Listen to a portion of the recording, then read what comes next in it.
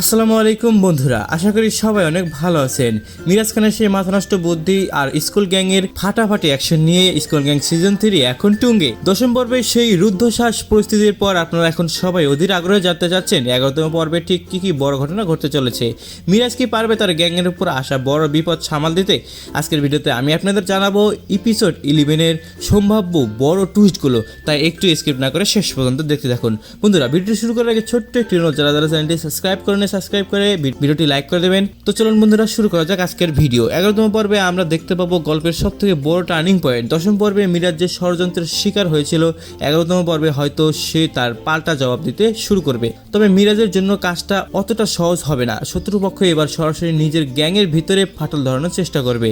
সবথেকে বড় চমক হতে পারে আরোহী মিমকে নিয়ে। মিম কি মিরাজের এই কঠিন সময়ে তার পাশে ছায়া হয়ে থাকবে, নাকি কোনো ভুল বোঝাবুঝির কারণে তারা দূরত্ব আরো বাড়িয়ে দেবে? অন্যদিকে আর্থিক সচিবের সেই রহস্যময় ভূমিকা নিয়ে এই পর্বে বড় কোনো পর্দা ফাঁস হতে পারে। দেখা হচ্ছে অন্য কোনো ভিডিওতে। সে পর্যন্ত ভালো থাকবেন, সুস্থ থাকবেন। আল্লাহ হাফেজ।